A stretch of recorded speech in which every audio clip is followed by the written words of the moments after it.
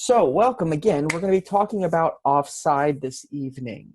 We're going to go through a couple of different points with offside.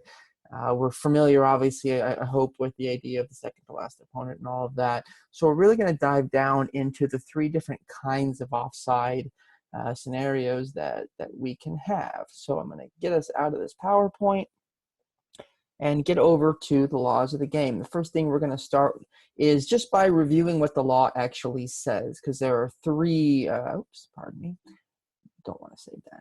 There are three different components to offside, and we're going to explore each of those in a little bit of detail this evening. So the first thing we're going to do is look at the laws of the game. If you're not familiar, this is the IFAB website. IFAB is the organization that helps write the laws, or not helps, actually does write the laws. And they keep all of this online, as well as a whole bunch of other documentation, how to use VAR, all kinds of different interesting stuff here.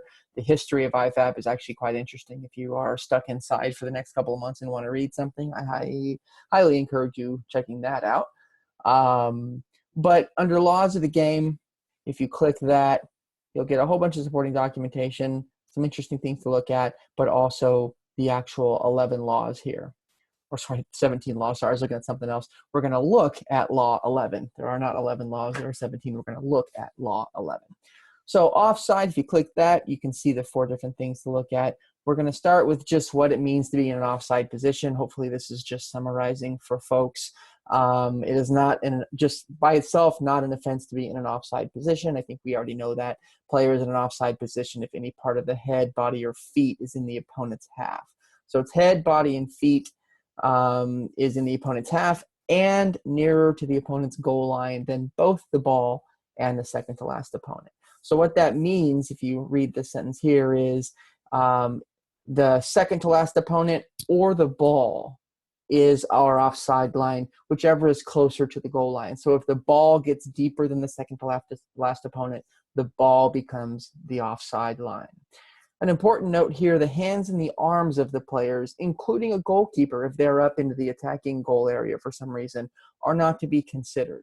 The reason for that is you can't score a goal with your hand or your arm, and so we don't want to factor those things into a player being offside. What you can score a goal with is the head, the body, or the feet. So that's the torso, the legs, or the feet.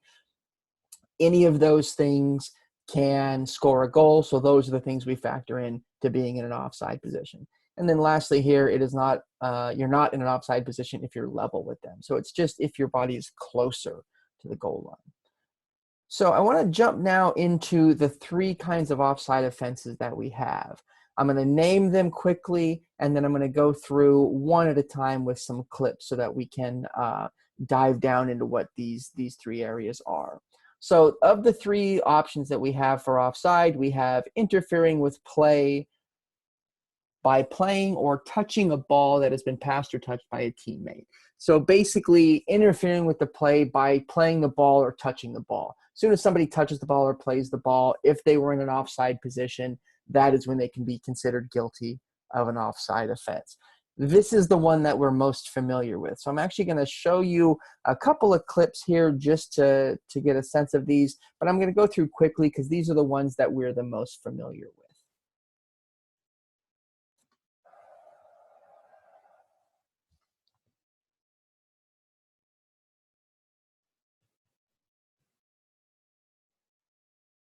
I'll give you a replay here. So as we can see, when this ball gets played by the teammate, this player is in the offside position. He is closer to the goal line than the second to last opponent. We can probably argue that this is the second to last opponent. You can see the lines on the field. This player is in front of the green line. This player is standing on it and just behind it. So clearly the green player here is in an offside position, and he participates in the play when he touches the ball and plays it. So that's the most common one that we're used to seeing, is the participating with play. Another example.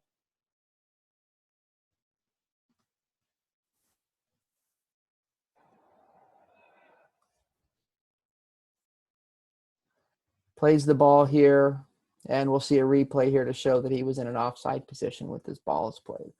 So again, participating with play is the one we're the most familiar with. So as you can see here, when this ball gets played, this player who ends up playing the ball is in an offside position. His head and shoulders, which are things that can play the ball legally, are nearer to the goal line than the second to last opponent. This player also in an offside position. So if either of these players had actually played the ball or gone towards the ball to play it, that's when we consider them to have participated in the play, and we find them guilty of an offside offense here. So having played the ball or made an attempt to play the ball, we consider to be participating in play. Are there any questions about this? So we have a question here. What is the difference between playing and touching? There is no difference. That's just my choice of words. So playing the ball, touching the ball, both the same thing. All right, so it looked like somebody has a connection issue, but we seem to have gotten that taken care of. Good. So nice and straightforward. We're very familiar with this. A couple of examples of somebody not in an offside or not guilty of offside. This, again, should be pretty straightforward, so I'll go through it quickly.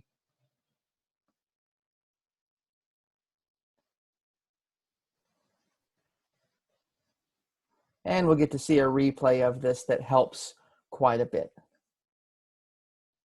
So as we see here, at the first playing of the ball, this player is in an onside position. At the second playing of the ball, even though it's a tight decision, these players are clearly in an onside position. Let me go back just a second here.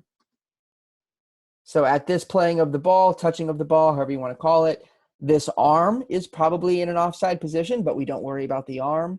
But the head, the chest, torso, clearly in line with this red player, so no problem. On the next pass of the ball, now we have an interesting scenario where the second to last opponent has dropped behind, but there's a lot of players here, but they're also behind the ball, so there's no chance they can be offside.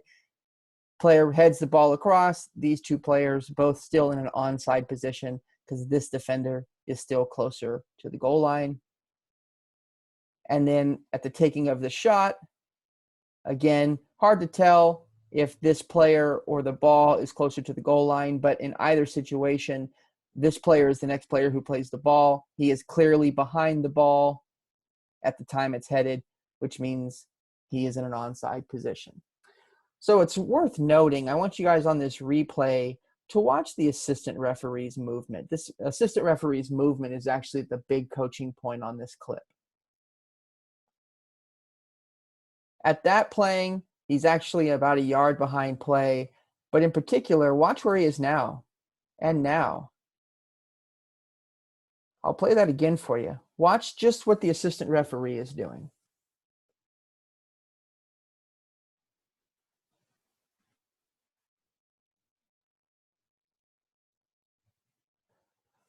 So for us to be able to accurately make offside decisions, we need to be directly in line with the second to last opponent to be able to judge it accurately. And as you can see from each of these freeze frames at the moment of his decision, so this is decision point 1, he's about a yard behind where the second to last opponent is. You can look at the lines on the grass to see that this player is clearly closer to that line than the assistant referee. He needs to be about a yard over. But then on his subsequent decisions, being one here, the offside line is actually down here, but he's up here. So he has no idea now at this point if these people are onside or offside. And then on the next one, again, look at the position, not in line. So this is an AR that froze while he was replaying a decision in his head instead of continuing to move for his subsequent decisions. So this is an area where we'd like to see referees, if you're thinking about a decision or if you're just not sure, keep running, because you might have second and third decisions you have to make, and if you don't keep running, you're going to be in trouble. So again, we've talked about participating with play. Those are the real common offside decisions that we're used to seeing. Interfering with play by playing or touching the ball. You're in an offside position, someone plays the ball to you, you touch it, you're guilty of offside. The next two that we're going to spend a little bit more time on are a little bit more nuanced. The next one is interfering with an opponent. This is a situation where maybe you've not touched the ball yourself, but when you're in an offside position, you have somehow interfered with your opponent and their ability to play the ball by being in an offside position. So the couple of different examples that we can see where you've interfered with an opponent: preventing an opponent from playing the ball or being able to play the ball by clearly obstructing their line of vision. So you might not even bump into them, you might not touch them, you might not do anything. But if you're standing in an offside position and you're blocking their view of the ball or where the ball might go, you are preventing them from being able to play the ball themselves. And that can make you guilty of being being offside. Another example here is challenging an opponent for the ball. Maybe you don't actually play the ball, but you challenge an opponent who's trying to play the ball, and thus make it more difficult for them to play the ball. If you do that from an offside position, then you can be guilty of offside. Clearly attempting to play a ball which is close when the action impacts the opponent. So a good example of this would be if you're in an offside position, the ball gets played, in your general direction, and you run towards it and you swing your foot at it like you're going to play it, and everybody comes onto you to defend you because you're going to kick the ball, and then you just don't kick the ball and you let it roll past you. You have distracted or caused a problem for the defenders and more than likely the goalkeeper, who might think they need to pay attention to your shot when instead you're going to let it go. So if you are in an offside position and you run and clearly attempt to play a ball which is close to you by swinging your foot towards it or acting like you're going to play it, and you judge this to have an impact on the opponent, then you can call this player offside.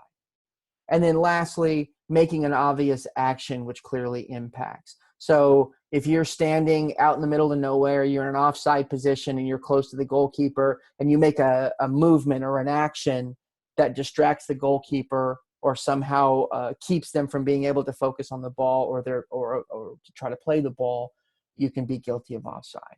We don't see this happen too much, but we saw a couple of years ago this trend where attackers on the taking of a free kick around the penalty area would stand 5, 6, 8 yards out in front of the goalkeeper, but clearly in an offside position, just to distract the goalkeeper. They'd jump around, they'd wave their arms, they'd yell, do all these things to create a distraction for the goalkeeper while doing it from the offside position.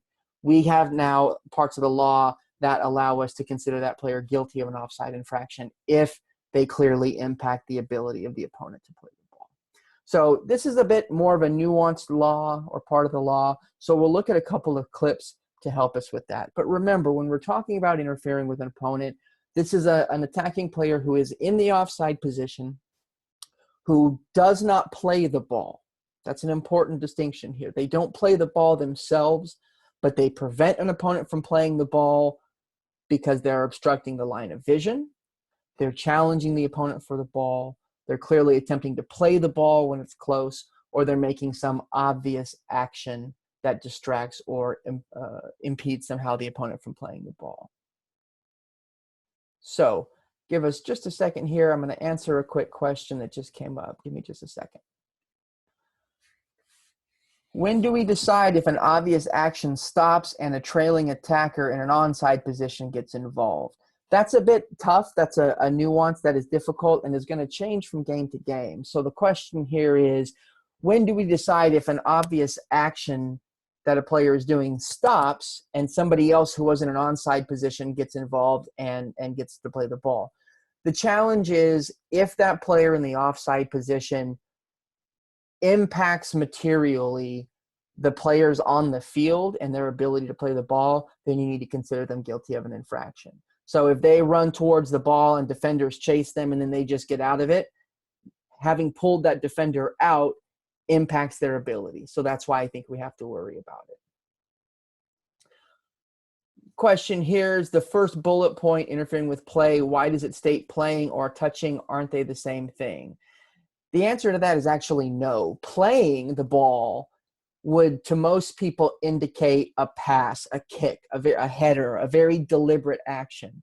But anytime the ball touches an attacking player, even if it's not a deliberate touch from an attacking player, you reset the offside line. So, for example, if you kick the ball it deflects off of a defender and then deflects off the back of an attacker when they're not even looking at it, and then goes to a player in an offside position.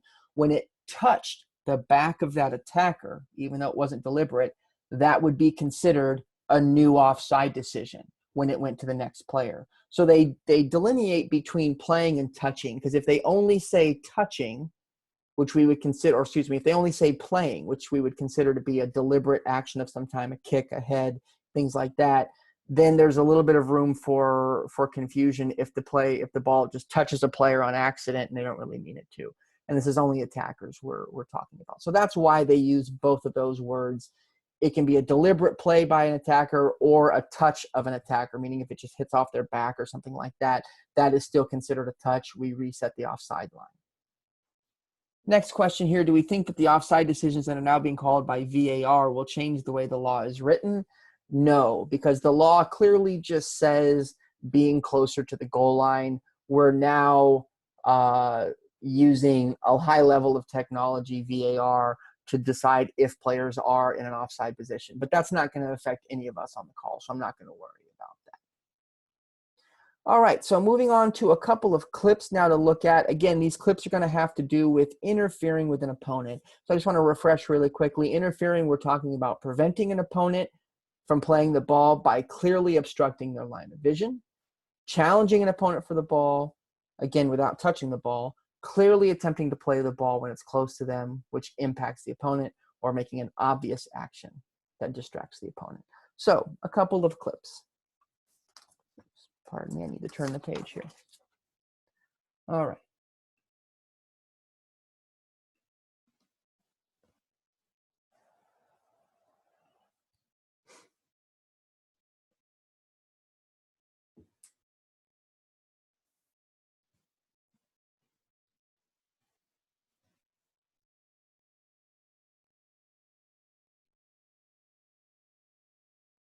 I'm going to play it one more time for you. I'm going to freeze frame it at the moment. That's really important. So at the time this shot is taken, we have an attacking player who is clearly in an offside position. And as you can tell by the goalkeeper who's trying to jump to be able to see the ball, is clearly obstructing his vision. So this is a scenario where the player who is in an attacking position never plays the ball, so he cannot be guilty of participating with play, but is clearly obstructing the vision of the opponent and impacting their ability to play this ball. So if this ball comes through as a shot on goal, this goalkeeper is really impacted in his ability to play the ball because this attacker is blocking his line of vision. So we would consider this player guilty of an offside infraction.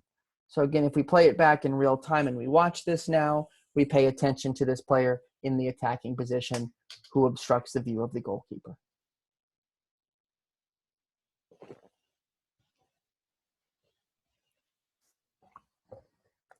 And as you can see, the goalkeeper immediately reacts and looks at the AR saying he can't see. A couple more replays here. You can see clearly not able to see through the attacking player. This is another great view. You can see he can't really see the ball because there's an attacker standing in his way. So this is a really good example of an attacking player in an offside position who clearly impacts the ability of the goalkeeper to see the ball. So the question here is, who calls that kind of offside, the AR or the referee? That's a very nuanced question, and I'm glad you asked it. That's going to be a scenario where both the assistant referee and the referee have to participate in that decision. The AR needs to be able to say to the referee that player was in an offside position, and the referee has to be paying attention for whether or not the view of the goalkeeper is impeded. So most of us aren't going to use communication devices in our games. If for some reason you end up in a scenario where you have a communication device, I don't think anybody should be, but if you are, what you want to do there is say position, position, position. That tells the referee that that player was in an offside position, but you can't tell if it impacted anything. Then the referee has to take that information, know what you're talking about, which means you have to cover this in your pregame, and then make the decision and say, yes, offside. In the more normal scenario, what we're going to have, is if that ball goes in the back of the net, you are going to stand at the corner flag and not give the run up the field. That's the indicator to the referee that you don't think that's a good goal, but you're not 100% sure. Because if you're 100% sure it's offside, you just raise your flag. But you can't be 100% sure because you don't know if you have the angle of view to see if the goalkeeper's vision is impacted here. So this is the perfect kind of scenario where if that ball goes in the back of the net, you stand at the corner flag and you wait and you make eye contact with the referee, call the referee over, and you say, I had a player who was directly in front of the goalkeeper, but I couldn't tell. He was in an offside position, but I couldn't tell if he was blocking the view of the goalkeeper. I need your input on that. Hopefully the referee was paying attention and remembers, and you can award an offside here. So the question here, so you would have the free kick for the defensive team where the player was blocking the goalkeeper's view, not where the shot was taken. Is that correct? The answer to that is yes. You want to take the free kick from where the infraction happened, and that would be right in front of the goalkeeper. However, remember, we don't take free kicks from inside the 6-yard box, and so we would put that on the 6-yard line, on the goal area line there. So it would be the equivalent of taking a goal kick. So we have a question here, but the AR saw it and was better suited to see that. No. So the challenge with this one, and I'm going to go back to this clip. I think I know what you're asking here. The AR can very clearly see that the player is in an offside position. The challenge is if this player is one step to the right or one step to the left, then the goalkeeper's line of sight isn't obstructed, and thus this player would not be considered guilty of offside. That's really hard to tell from an AR. You don't have the angle of view to know if he's exactly blocking the vision. So the only part that the AR can help with is that clearly this player is closer to the goal line than the second to last opponent, which means he's in the offside position. We know that he's in an offside position. That's all the AR can tell with this one. What the AR can't tell is whether or not he's directly in line between the goalkeeper and the ball. That's pretty much impossible, particularly when it's happening quickly, for you to be able to tell. That's why we need the referee's involvement here. Good question, though. Thank you. So another example here. This, again, is an example of a player who is interfering with an opponent.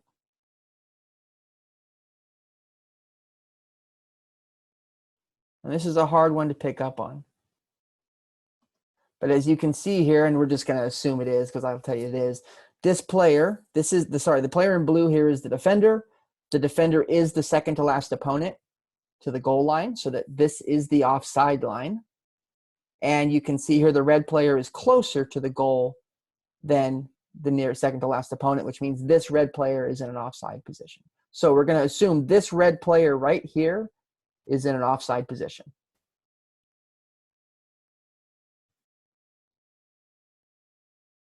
And we'll watch all the way through, and then we'll break it down a little bit.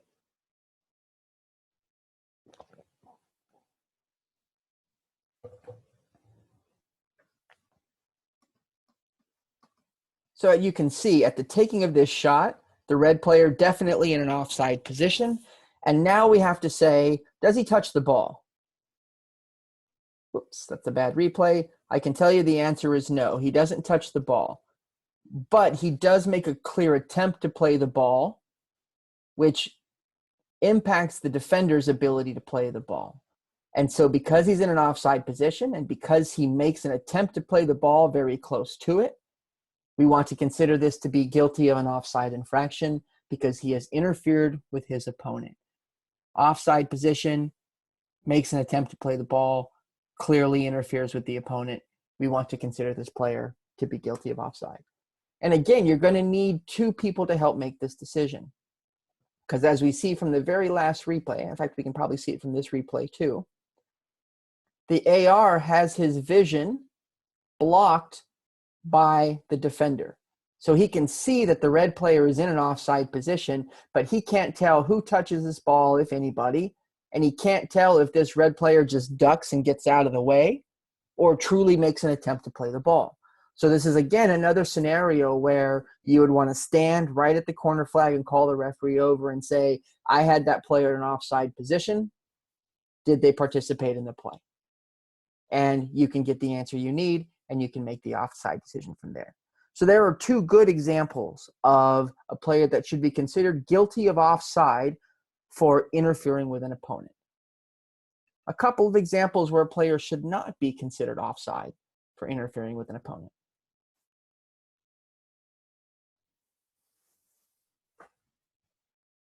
This one has a, oops.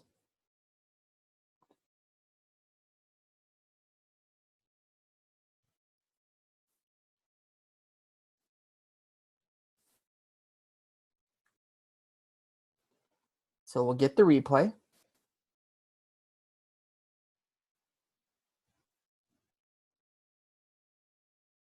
I'm going to go ahead and stop there, or maybe I'll go ahead a little bit more.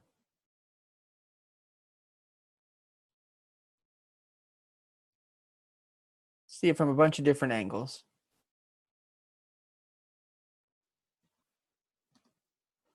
So the player we really pay attention to is this player right here. At the moment this ball is headed by his teammate, he is in an offside position. He is closer to the goal, or excuse me, closer to the goal line than the second to last opponent, who is right here. But now we have to ask, does he interfere with his opponent at all? And so we have to ask ourselves, does him being in an offside position have any impact on the goalkeeper on this play? And so the thing that we have to ask is the goalkeeper's vision blocked? Well, clearly the answer is no. Does this player make a motion to try to play the ball, or does he attempt to play the ball? The answer to that is no. He doesn't try to play the ball. He doesn't make any movement towards the ball. He doesn't try to kick it or act like he's going to kick it. And then the last question we have to ask is, does this player do anything to distract the goalkeeper? And the answer to all those questions is no. So this is a good example of being in an offside position, but not having an impact on anything. So you aren't guilty of offside. So I'm going to play it from the top one more time so you can see it. In an offside position, but has no impact on the goalkeeper or anybody else's ability to play the ball, doesn't distract anybody, so therefore we don't have an offside infraction. Does anybody have a question on that clip in particular?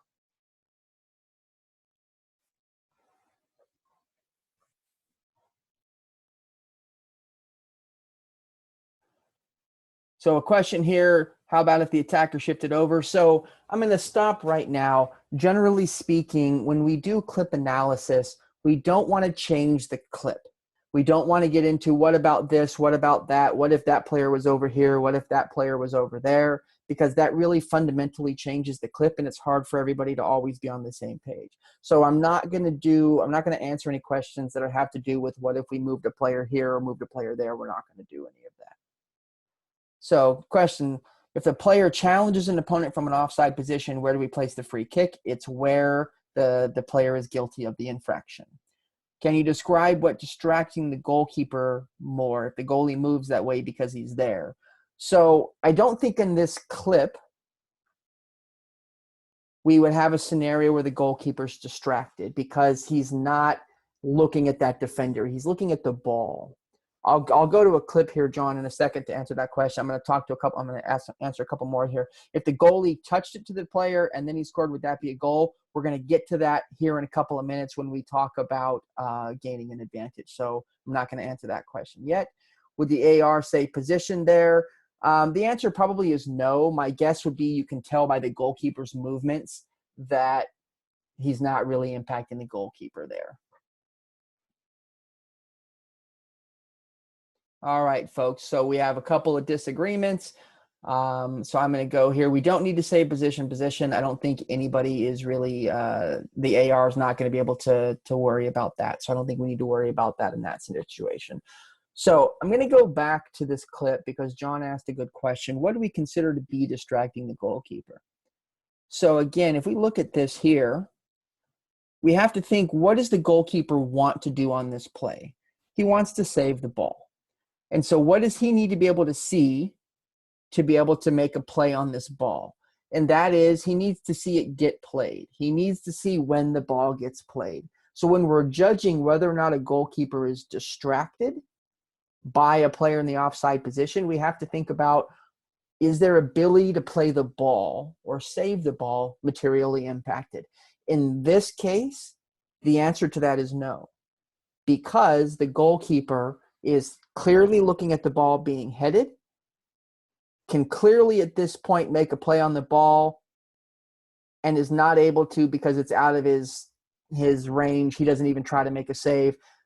He doesn't even know this other red player is there until he turns his head to follow the ball. So that's a good indicator that this goalkeeper wouldn't have been distracted by this.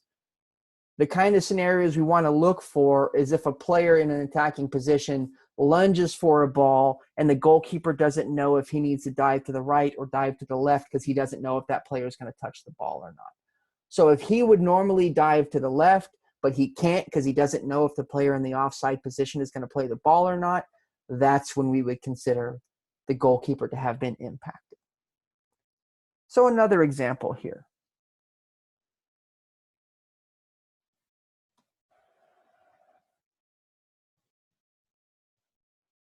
This one has a little bit longer run up, so I'll go ahead and play it there. This clip is very similar.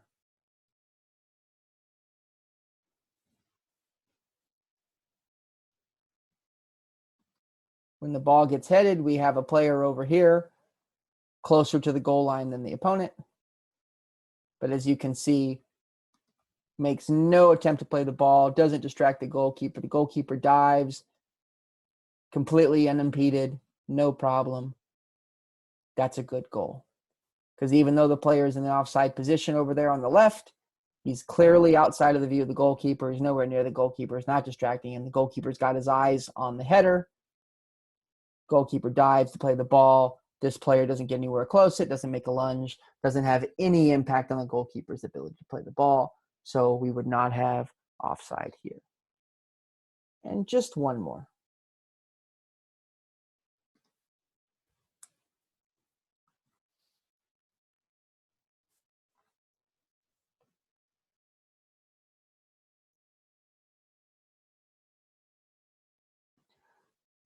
Really beautiful goal here, but I'm going to freeze frame it at the moment the shot is taken.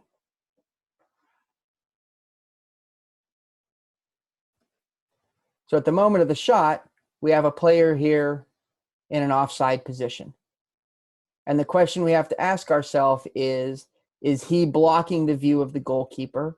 Is he lined up directly between the goalkeeper and the ball? Is he obstructing his view in an offside position? Now, the answer here on this one is, even if he's directly in line, we would not consider this to be an offside offense because the distance between the goalkeeper and him is so great, and the fact that there are lots of other players who are also potentially blocking the view. This is much easier to see around if a player is this far away. You can move your head slightly to the right and see the ball very, very easily. So because the player is so far away from the goalkeeper, IFAB and FIFA say he's not impacting the goalkeeper's ability to play the ball at all because of how far the ball is away. So at this point, he can see the ball clearly. He can react to it. He's not being impacted. And this is just one heck of a great shot. So because of how far away this player was, we would consider this not to be guilty of an offside offense. We had a couple questions here about the center referee's position. We're not talking about positioning today. We're talking about offside. So please withhold any questions that have to do with referee positioning. And again, we had a question here about a goalkeeper deflecting the ball. So I'm not going to answer that, but I'm going to go ahead and segue into the third offside situation that we want to be thinking about. Before I do that, any questions? Any questions on interfering with an opponent and being judged offside? All right, a number of people are using the Q&A feature. Again, as a reminder, please don't use the Q&A feature to ask questions. Please only use the chat feature. So, moving into the last component, and this can be the most challenging at times, gaining an advantage by playing the ball or interfering with an opponent. So gaining an advantage is what we call this last one.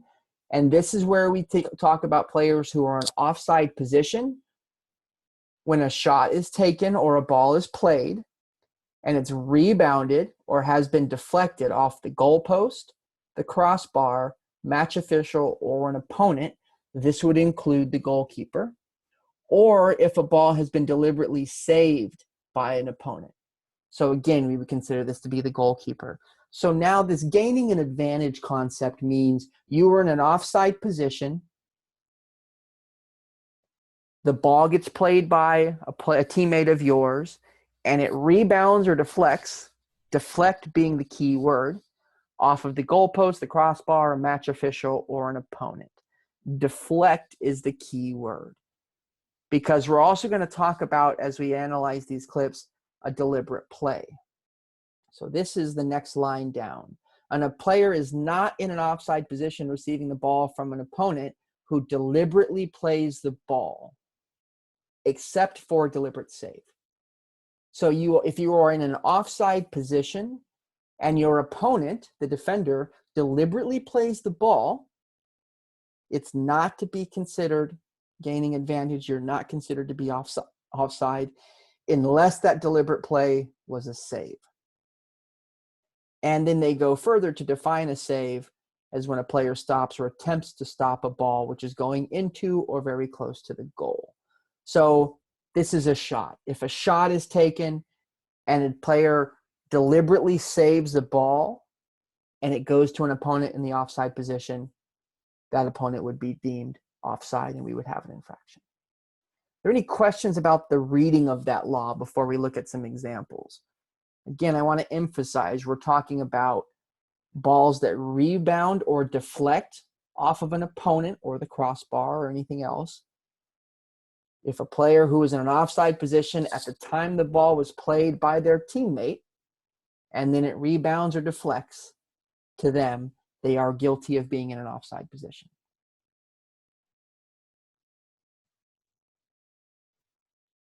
Question here, had an attempt off the crossbar, so hits the crossbar, comes back, hits a defender, and rebounds to an attacker. When the ball touched the defender, if that play is deemed to be deliberate, then you would say no offside. It really comes down to, is it a deliberate play of the ball by the defender? So we have here, do we have a deliberate save when it bounces off a defender? Yes, if that defender is keeping the ball from going in the goal. That is crucial. If the ball hits a defender before going in the goal, then you consider that a save. Can rebounding off an opponent be the same as deliberate save? The answer to that is no, because if the ball rebounds off an opponent 25 or 30 yards from goal, you can't say that that's a save. That's more of a deflection just off of an opponent randomly. And so we want to say with the save in particular, if it's a deliberate action and the ball gets saved, that needs to be going into the goal or about to go into the goal. That's the language that IFAB uses. So a save needs to be pretty close to the ball. A rebound, a deflection, any of that can be anywhere on the field as long as it goes to a player in offside position. Question here, what if the ball bounces off the crossbar and a defender tries to control it out of the air? If you would consider that trying to control the ball a deliberate play, then it negates any kind of offside. So I'm going to get into a couple of clips here. And again, these are where we get some of the most nuanced clips. So if you have any questions, feel free to ask them.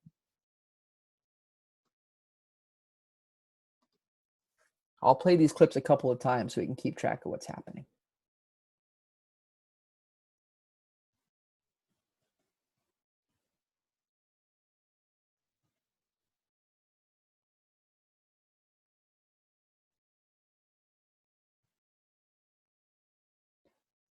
So this is a very good example of the answer to that question. What if it rebounds off of somebody? Can we consider that a save? So this is a very good example. This player here is trying to cross the ball to this player. At the time he plays the ball, Neymar here is in an offside position. The attempt is trying to go here, but it hits the defender. And this is a great clip because if this ball doesn't hit the defender, this player is onside because this player is deeper. So this defender over here on the left is holding this player onside. So this player is in an onside position. So if this pass over to this player is successful, this guy will be onside. But because it deflects or rebounds, however you want to call it, off of the chest of this defender and goes to Neymar, who was in the offside position when that pass happened, we would consider Neymar guilty of an offside offense. So again, it's crucial. At the time the ball gets played, Neymar is clearly in an offside position. The ball bounces, deflects. We would consider this a deflection. This is not a deliberate play by the defender. Bounces off his chest and goes to Neymar in the offside position. So let's watch it again in real time so you can see how quickly this ball hits him in the stomach here. So somebody asked, do we consider time, distance, all those things for the defender? Absolutely, because that's going to give you a little bit of a hint if the player had the ability to make a deliberate play. So in this, watch how quickly this hits him from the foot to the chest. There's no way we consider that a deliberate play. It's a deflection. It goes to a player who is in the offside position. That's why we have offside here. I'm going to pause. Question here, would love to go through the Manchester United Everton clip. I'll do that at the end, Brian. Please remind me when we're done. I'll keep everybody on who wants to stay on and we'll talk about that Everton clip. Does the ball have to be moving forward in order to be offside? The answer to that is no. But normally the ball, we'll see a good example of that actually. Normally if the ball is moving backwards, it's probably going to someone who is behind the ball. But if a player is closer to the ball than the goal line and a teammate kicks the ball backwards and that player runs backwards also and gets the ball, then they can be guilty of offside. We had a question here, what are you looking at as the AR, the offside or the play? That's a really, really good question. This is a hard one to get right for an AR because there's a good chance you're going to be staring down the offside line and may not be able to tell very well what happens here.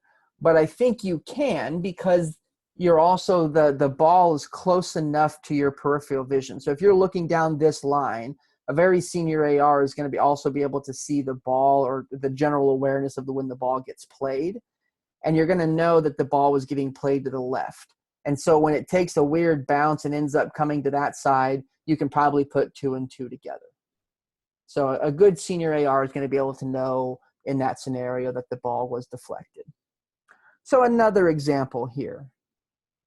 This again is going to be an example of a player guilty of offside.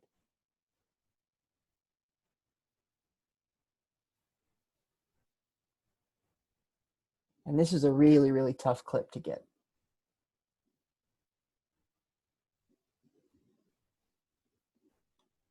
So I'll play it one more time. See if you can piece together what happens here.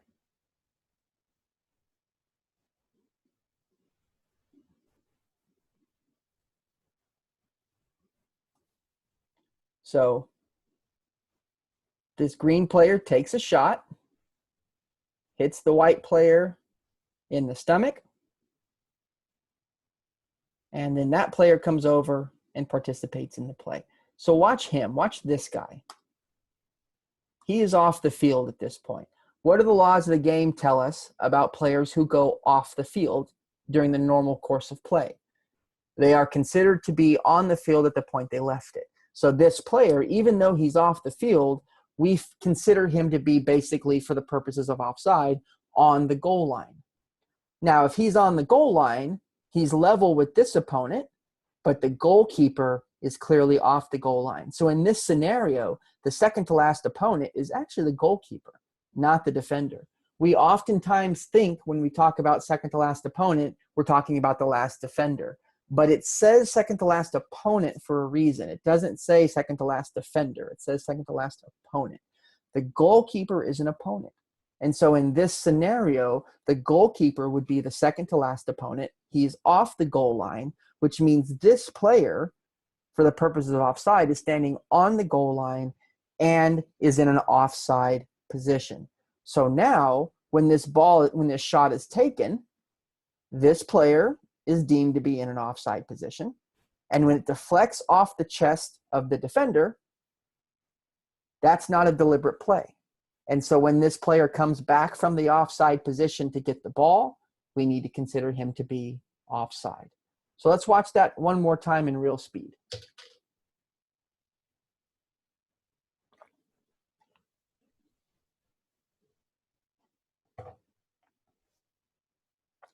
So you can consider this either a deflection, because it's clearly not a deliberate play, or you can also consider this to be a save, because this is a shot that is clearly going on goal, and he puts his body in front to block it. So this is clearly a save or a deflection, either way you want to go.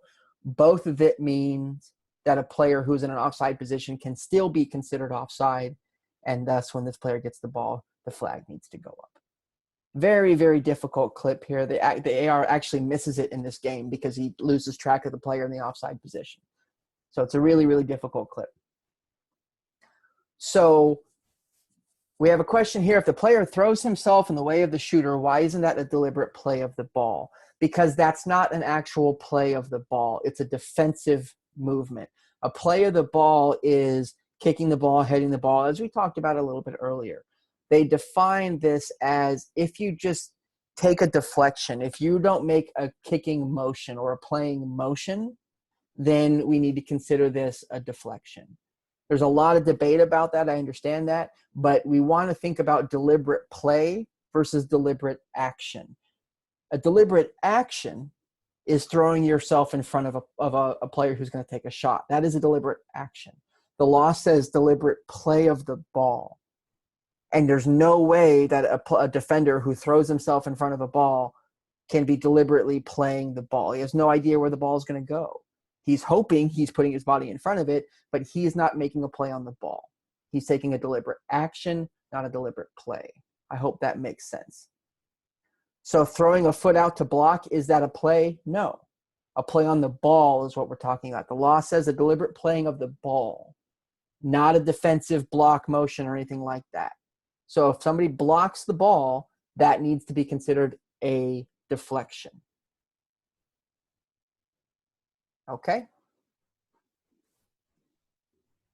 Question here, would a good definition of deliberate play be trying to control where the ball goes?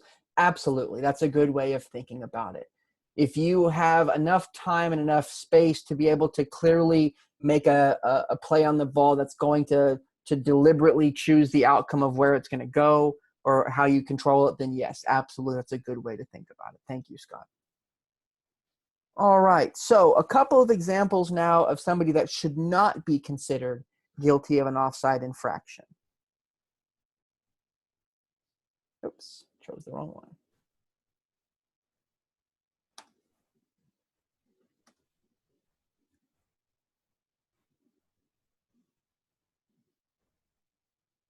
So I know we can't see it when the ball gets played, but let's assume this player, the attacking team is in red, by the way. Attacking team is in red. Let's assume that forward is in an offside position when this ball gets played. The question we have to ask ourselves is, when this player plays the ball, is this a deliberate play? And the answer to that question is yes. This is not a deflection because he has plenty of time and plenty of space to make a decision on what to do with the ball. This is not a deflection because he runs a long distance, has his eyes on the ball the whole time, jumps out and makes a kicking motion. This is a deliberate attempt to play the ball. So where this can become difficult is, even though this is a deliberate action, he doesn't do what he wanted to with the ball. That's not our problem as a referee. So if he leaves this ball alone and doesn't do anything, and the offside player runs onto it and plays it, offside. But because he jumps and makes a deliberate attempt to play this ball, this is not a block, this is not a deflection, this is not a save. This is a player making a clear kicking motion to try to control the outcome of the ball, and he just fails to do so. That negates the offside. So even though this player in red was offside or was in the offside position when the ball was played, this is a deliberate attempt to play the ball. It's a clear, deliberate action. This is something that we need to keep the flag down for. Any questions on that one?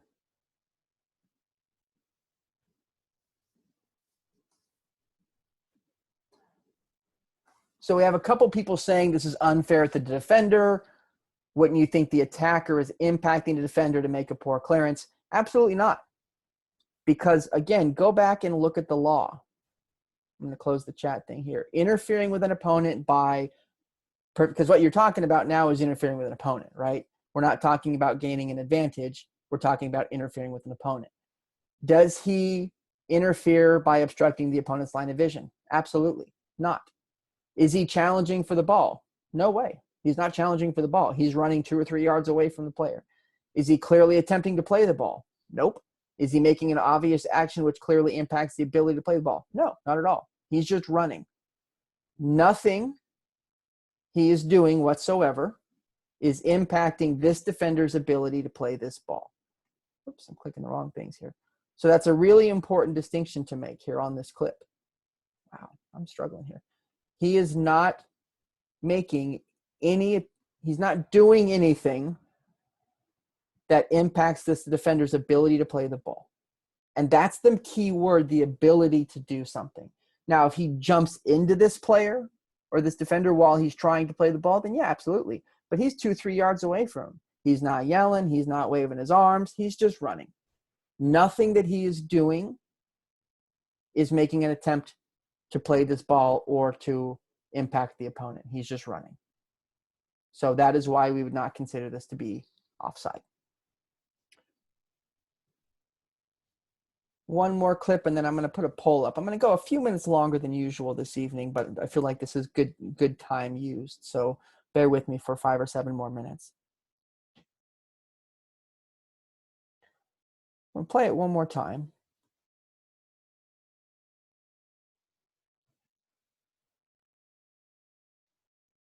So when we see the replay, what we're going to see here is the defender make a deliberate play on the ball. The deliberate play being a slide tackle. So this white player, the white defender, makes a deliberate play on the ball. The red player here in an offside position. Because this is a deliberate act, or excuse me, a deliberate play on the ball by the defender, we would not consider this red player at the top of the screen to be in an offside or guilty of an offside infraction. Definitely in an offside position, but because it's a deliberate slide tackle and the defender deliberately plays the ball here, it's not a block, it's not a deflection. He goes immediately to the ball and plays the ball. Because of that, we would consider this to be a deliberate play by the defender, which means no red player can be guilty of being offside. That one's a little bit more straightforward. Any questions on that idea?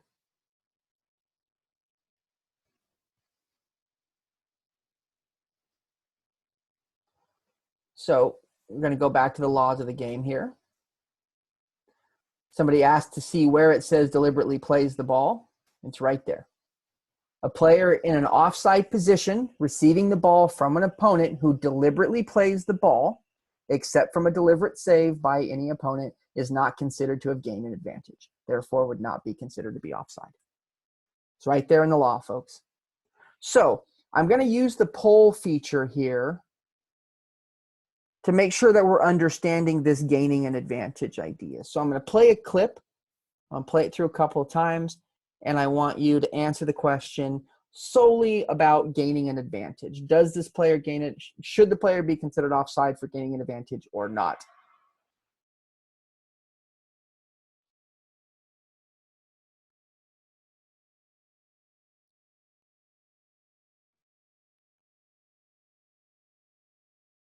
We'll get the replay here.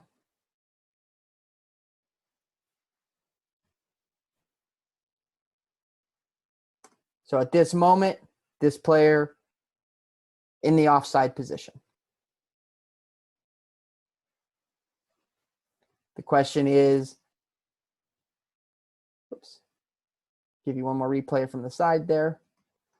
The question is, when this player in the offside position gets the ball, should he be guilty of gaining an advantage or not? All right. I'm going to launch the poll here. Tell me what you think.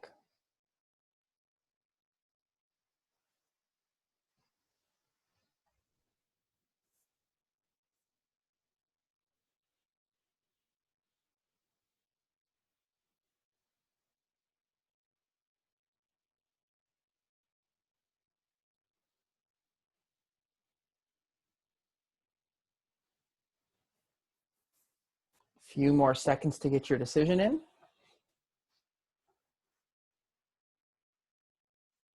All right. I'll share the results with you. So about 83% of us say, yes, this is a deflection by the defender, and therefore the attacker should be guilty of an offside offense. You are correct. For the 17% of you, let's go back and look at this for a quick second. Again, the thing we wanted to be thinking about is when this ball hits the defender, do we consider this to be a deliberate play? So I'm going to go back and watch it in real time. By deliberate play, we mean, has he deliberately played this ball? Or is this a deflection or a save? And I think when you look at his body, there's no kicking motion. There's no deliberate motion towards the ball to play it. He puts his body in front of somebody who's taking a shot, and it hits him in the shin.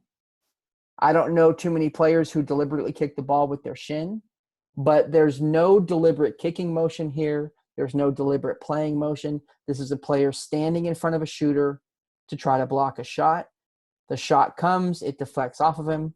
We could argue that this is a save, but either way, this is clearly a deflected ball, not a deliberate play. That's why we would have this player guilty of offside.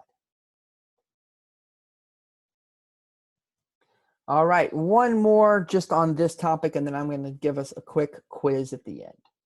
Last one. Whoops.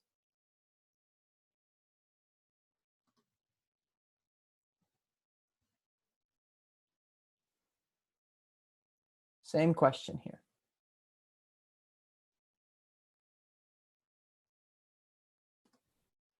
One more time.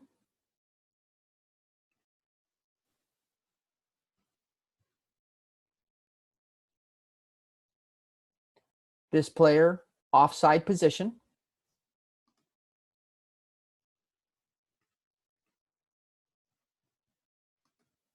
On the pass through. All right. I'm going to relaunch the same poll. Let's see what you have.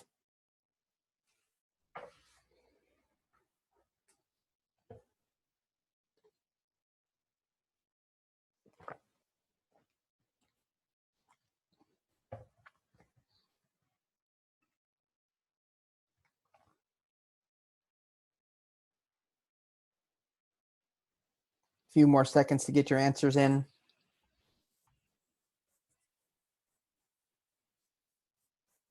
All right.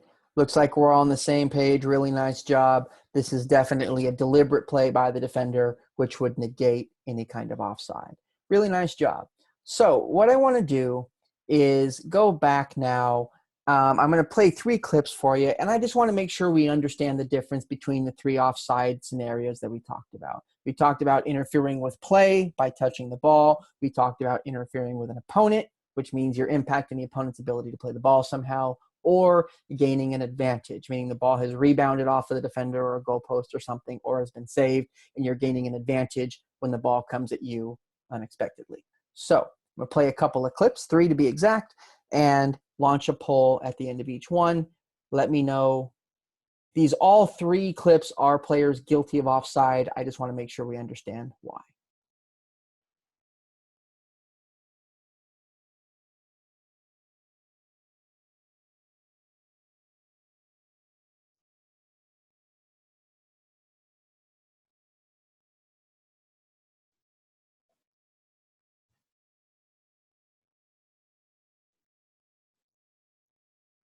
All right. So that was clip number 1. Let's see what you have.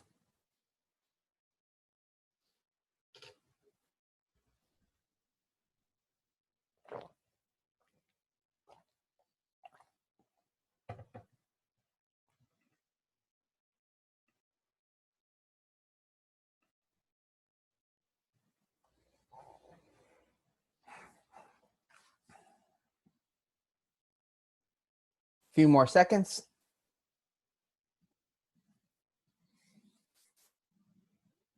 All right. 82% of us got it right. This is clearly a player interfering with an opponent. For those of you who said he's participating with play, please remember to be participating with play, you actually have to touch the ball. You have to play the ball somehow. And this player in red doesn't actually touch the ball. He's not able to, but he does impact the opponent's ability to play the ball. So nice job with that one. I'm going to give the next clip.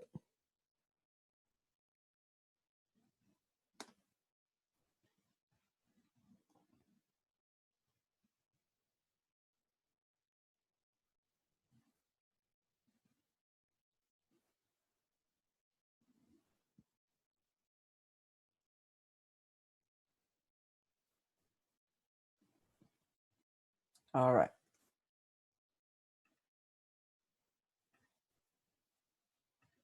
Oops. Here comes the poll again.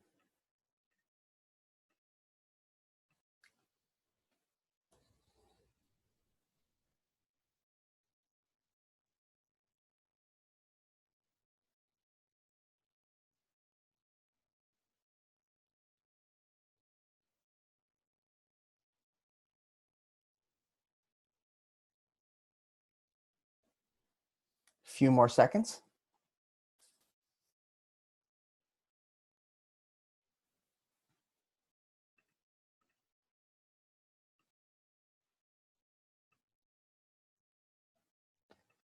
All right, a little bit of cause for concern with this one. 70% of us say yes, he's participating with play, but a full 25% thought he was gaining an advantage here. So please remember that gaining an advantage only happens when a ball is deflected or saved, neither of which happens in this scenario. This ball just gets passed from one green player to another who happens to be in an offside position. So remember, there needs to be some sort of deflection or some sort of save to be considered gaining an advantage. So this is just participating with play. And the last one.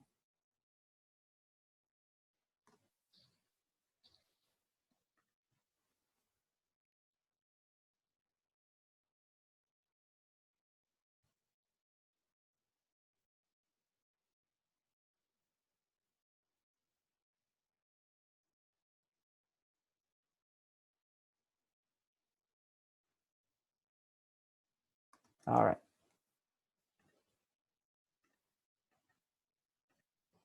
Let's see what you have.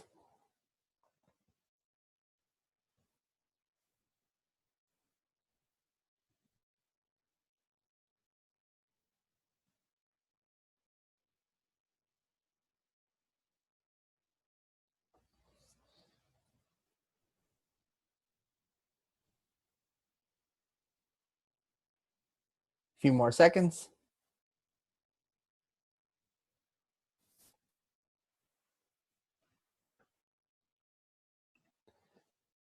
All right, and by and large, we got this one right. Yes, this is gaining an advantage.